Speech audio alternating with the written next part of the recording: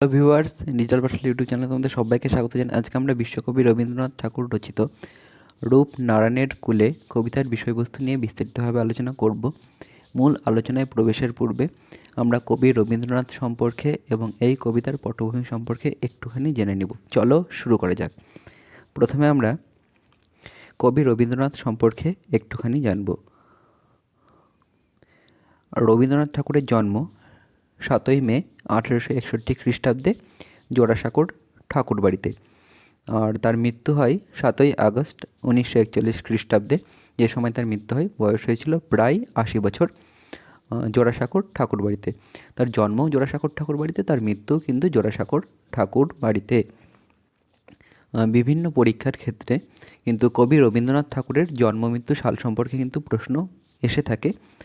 তোমাদের পরীক্ষাতেও আসতে পারে, সেই জন্য এই সালটা কিন্তু মাথায় রাখতে হবে। শুধু সাল নয়, ডেটটাও কিন্তু মাথায় রাখতে হবে। মানে সালটা তো জানলা, ধরো 1861 আছে, 1861 খ্রিস্টাব্দের কোন দিনে তিনি জন্মগ্রহণ করেন কিংবা কোন দিন তিনি মারা যান, এই বিষয়গুলো কিন্তু একটু জেনে রাখা দরকার। তারপরে আমরা জানবো হচ্ছে কবি রবীন্দ্রনাথ ঠাকুরের পিতা এবং মাতা কে কে কে ছিলেন। এটা কিন্তু বিভিন্ন কম্পিটিটিভ এক্সামে আসে, সেই জন্য তোমরা এটা স্মরণে রাখতে পারো কিংবা চাইলে খাতাতেও কিন্তু নোট ডাউন করে নিতে পারো। কবি রবীন্দ্রনাথ ঠাকুরের পিতা মহশ্রী দেবেন্দ্রনাথ ঠাকুর আর মাতা সারদা দেবী। এটা গেল হচ্ছে কবির পিতামাতার পরিচয়। এরপরে কি রয়েছে দেখো। তিনি বিশ্বকবি কেন? তিনি বিশ্বকবি এ কারণেই যে তিনি একটা গ্রন্থ লিখেছিলেন গীতাঞ্জলি, যেটা তোমার ইংরেজিতে অনুবাদ হয় সংস অফারিংস নামে। এই গ্রন্থের জন্য তিনি 1913 খ্রিস্টাব্দে সাহিত্যে নোবেল পুরস্কার পান। সেই জন্যই কিন্তু তাকে বিশ্বকবি বলা হয়। আর রবীন্দ্রনাথের উপস্থিতি আমাদের জীবনে কিন্তু প্রবল। রবীন্দ্রনাথকে কেউ ছোট গল্পকার বলে, কেউ উপন্যাসকার বলে, কেউ ঔপন্যাসিক বলে, কেউ বিশ্বকবি বলে, কিন্তু রবীন্দ্রনাথ ঠাকুর নিজে নিজের পরিচয় দিতে পছন্দ করতেন কবি হিসেবে। তিনি বলেছেন, আমার একটা মাত্র পরিচয় আছে, সে আর কিছুই নয়, আমি কবি মাত্র। এই যে তিনি যে নিজেকে কবি বলে পরিচয় দিতে স্বচ্ছন্দ বোধ করতেন, এই বিষয়টা কিন্তু মাথায় রেখে আলোচনাটা আমাদের এগিয়ে নিয়ে যেতে হবে। এবারে আমরা রূপনারায়ণের কূলে কবিতার উৎস সম্পর্কে একটু আলোচনা করব তোমাদের সঙ্গে। রূপনারায়ণের কূলে কবিতাটি প্রকাশিত হয় আনন্দবাজার পত্রিকায় 24শে শ্রাবণ 1348 বঙ্গাব্দে। এটা গেল হচ্ছে একটা তথ্য। আর আমি আরও বিভিন্ন জায়গায় দেখেছি এই কবিতাটা তোমার বিভিন্ন জায়গায় বইয়ে আলোচনায় দাবি করা হয়েছে। এই কবিতাটি জয়শ্রী পত্রিকায় প্রকাশিত হয় 1348 বঙ্গাব্দে। আর যখন কবিতাটি জয়শ্রী পত্রিকায় প্রকাশিত হয় তখন কবিতার নাম হিসেবে ছিল কঠিনেরে ভালোবাসিলাম। এই বিষয়টা কিন্তু মাথায় রাখতে হবে। রবীন্দ্রনাথ ঠাকুরের শেষ লেখা কাব্যগ্রন্থ থেকে কবিতাটি নেওয়া হয়েছে। এই যে শেষ লেখা কাব্যগ্রন্থ, এতে তোমার মূলত 15টা কবিতা রয়েছে। প্রত্যেকটা কবিতারই কিন্তু কোনো নাম দেওয়া হয়নি, শিরোনাম হিসেবে 1, 2, 3 এই সংখ্যাগুলো ব্যবহার করা হয়েছে। আর এই যে কবিতাটি শেষ লেখা, এটা হচ্ছে শেষ লেখা কাব্যগ্রন্থের 11 সংখ্যক কবিতা। এই কবিতার নাম রূপনারায়ণের কূলে মধ্যশিক্ষা পর্ষদের পক্ষ থেকে দেওয়া হয়। এই বিষয়গুলো কিন্তু মাথায় রাখতে হবে। আর রূপনারায়ণের কূলে, মানে এই যে রূপনারায়ণের কূলে কবিতার উৎস সম্পর্কে আমরা আলোচনা করলাম। এবার একটু প্রেক্ষাপট সম্পর্কে আমরা আলোচনা করে নেব। রূপনারায়ণ নামে তোমার দক্ষিণবঙ্গে হুগলি নদীর একটি উপনদী রয়েছে, বুঝতে পারছো? শিলাবতী নদীর নিম্ন অংশের নাম হচ্ছে রূপনারায়ণ। গেওখালির কাছে হুগলি নদীতে এই রূপনারায়ণ নদীটি পতিত হয়েছে। এই ব্যাপারটা কিন্তু মাথায় রাখতে হবে। এরপরে আমরা মূল কবিতায় কিংবা মূল আলোচনায় প্রবেশ করব। কবিতার নাম হচ্ছে রূপনারায়ণের কূলে, কবি রবীন্দ্রনাথ ঠাকুর। এবার মূল আলোচনায় আমরা প্রবেশ করব। আলোচনার শুরুতেই একটা বিষয় মাথায় রাখতে হবে। এই যে নদীর বহমানতার সঙ্গে কিন্তু জীবনের, মানে একটা মানুষ ধরো জন্মগ্রহণ করে, জন্মগ্রহণ থেকে মারা যাওয়ার আগে পর্যন্ত এই যে তার জীবনযাত্রা কিংবা বহমানতা, এটা কিন্তু নদীর বহমানতার সঙ্গে অভেদ্য হিসেবে কবি কল্পনা করেছেন। এখানে কি বলছেন প্রথমেই বলছেন রূপনারায়ণের কূলে জেগে উঠিলাম। এখানে তো রূপনারায়ণ আমি পরিচয় দিলাম। রূপনারায়ণ একটি নদীর নাম, কূল বলতে এখানে কিনারা বা তটে। কবি জীবন সায়ান্নে পৌঁছেছেন, ঠিক আছে? জীবন সায়ান্নে পৌঁছে মনে করছেন তিনি তার কাঙ্ক্ষিত লক্ষ্যে পৌঁছে গেছেন এবং এতদিন মানে জীবনে যে এতগুলো বছর তিনি কাটিয়ে এলেন, এতগুলো বছর হয়তো তিনি ঘুমের মধ্য দিয়ে কাটিয়ে এলেন। এখানে তার এটা আমি যে অর্থটা বলছি এটা হচ্ছে তোমার আবিধানিক অর্থ কিংবা ব্যঞ্জনার্থ, সরল অর্থ নয় কিন্তু। জীবনের এতগুলো বছর তিনি হাসি কান্নার মধ্য দিয়ে কাটিয়ে এসে শেষ মুহূর্তে তিনি চেতনা লাভ করলেন। আর যদি আমি সরল অর্থ বলি, রূপনারায়ণের কূলে জেগে উঠিলাম, তাহলে সরল অর্থ কী হবে? কবিগুরু রবীন্দ্রনাথ ঠাকুর রূপনারায়ণ নামক নদীর তীরে জেগে উঠেছেন। তারপরে কী রয়েছে দেখো, জানিলাম এ জগৎ স্বপ্ন নয়। মানে এই জগৎ যে বাস্তবে একটা সুন্দর পৃথিবী, সেই ব্যাপারটা কিন্তু এখানে কবি বলিষ্ঠতার সঙ্গে ঘোষণা করছেন, এই জগৎ স্বপ্ন নয়। মানে কবি কিন্তু জগৎ থেকে, পৃথিবী থেকে কিন্তু মুখ কোনো সময় ফিরিয়ে নেননি। তিনি ভালোবাসার মধ্য দিয়ে, দুঃখের মধ্য দিয়ে, কষ্টের মধ্য দিয়ে জীবনটাকে এগিয়ে নিয়ে চলেছেন এবং জীবনের শেষ প্রান্তে এসে পৌঁছেছেন। এই একটা জিনিস মাথায় রাখতে হবে, রবীন্দ্রনাথ যখন কবিতাটি লেখেন, ঠিক আছে, তখন কিন্তু জীবনের শেষ প্রান্তে তিনি উপনীত হয়েছেন। আর এই কবিতাটা মানে রবীন্দ্রনাথ শেষ জীবনে কিন্তু অসুস্থ থাকতেন এবং অসুস্থ থাকার সময় কেউ না কেউ তার পাশে থাকতো। কবিতাটি যখন লেখেন, রবীন্দ্রনাথ ঠাকুর মুখে বলেন আর একজন কবিতাটি লেখেন। কবিতাটি কোথায় রচিত হয়? কবিতাটি রচিত হয় শান্তিনিকেতনের উদয়নে কবিতাটি রচিত হয়। যখন কবিতাটি রচিত হয় তখন সময় কত ছিল? তখন রাত্রি 3:15 বাজে।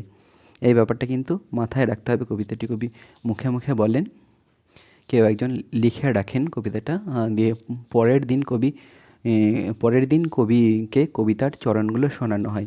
কবি আরও কিছু চরণ বলেন এবং সংশোধন করে কবিতাটা প্রকাশের অনুমতি দেন।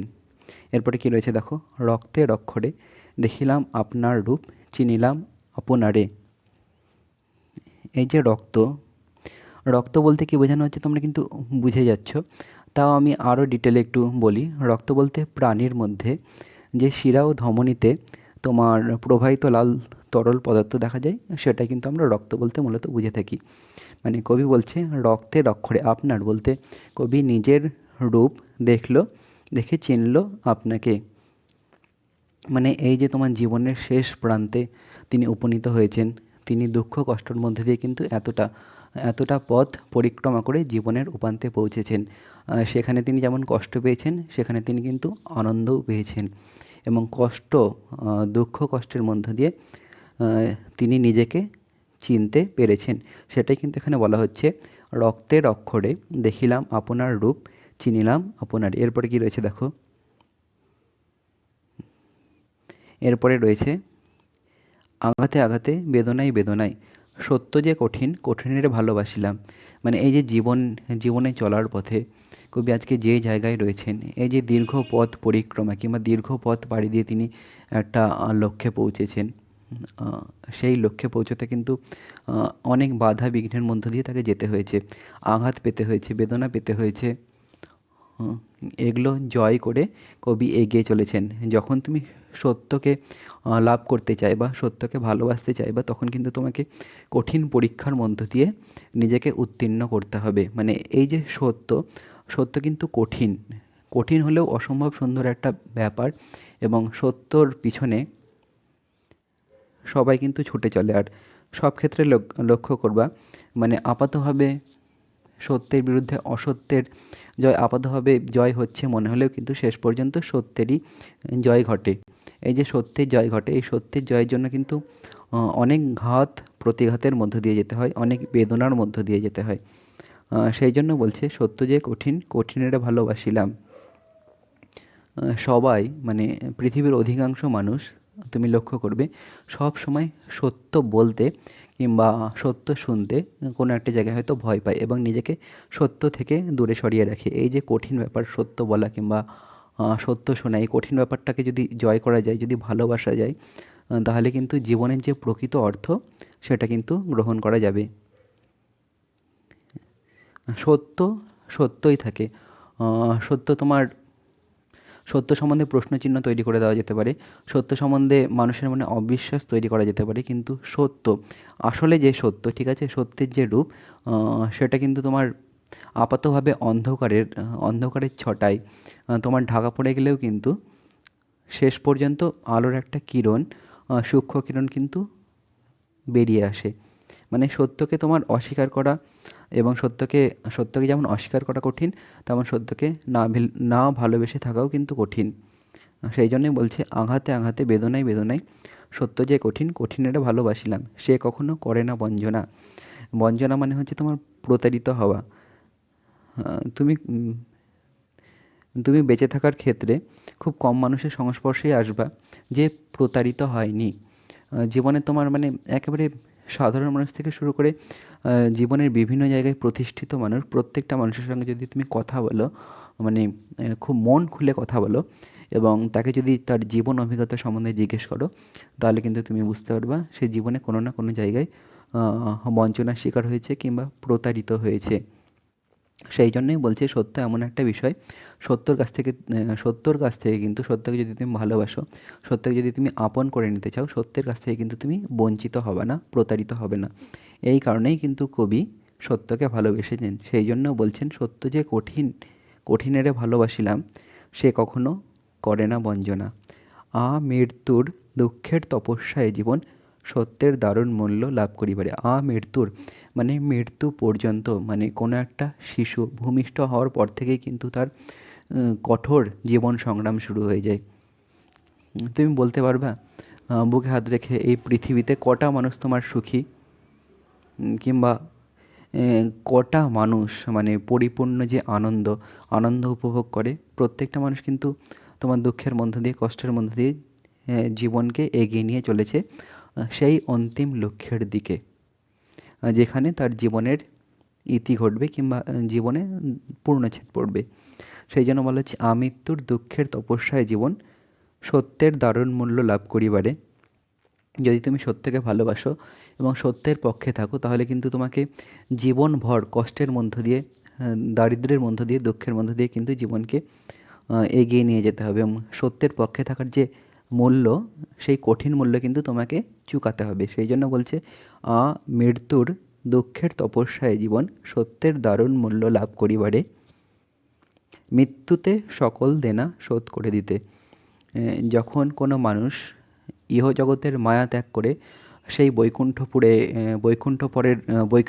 বৈকুণ্ঠপুরের পথ ধরে, ঠিক আছে, তখন কিন্তু তার কোনো পিছুটান থাকে না। সে পরম আনন্দে সেই বৈকুণ্ঠপুরে শান্তিতে যেতে চায়। আর মৃত্যুর মধ্য দিয়ে কিন্তু তোমার ভালো মন্দ, শুভ অশুভ, মানে মানুষটা এই পৃথিবীতে যা কিছু করেছে সব কিছুর কিন্তু দেনা শোধ করে দিয়ে এই জগৎ ছেড়ে অন্য কোনো জগতে, অন্য কোনো স্থানের দিকে রওনা হয়। সেই জন্যই বলছে, মৃত্যুতে সকল দেনা শোধ করে দিতে।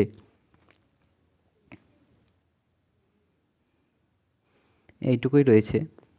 বুঝতেই পারছো, কবি শেষ জীবনে মানে কবি কিন্তু পৃথিবী ভ্রমণ করেছেন। তিনি বিভিন্ন দেশে গেছেন, বিভিন্ন দেশের কালচারকে খুব কাছ থেকে দেখেছেন, তাদের ভাষা শিখেছেন, সাহিত্য পাঠ করেছেন। মানে জীবনে যা যা করার দরকার কবি করেছেন। এবং একটা জিনিস লক্ষ্য রাখবে, আমি আলোচনার শুরুতেই বলেছিলাম, কবি নিজের পরিচয় কিন্তু কবি হিসেবে দিতে চান। কবিকে আমরা মৃত্যুঞ্জয় কবিও বলতে পারি।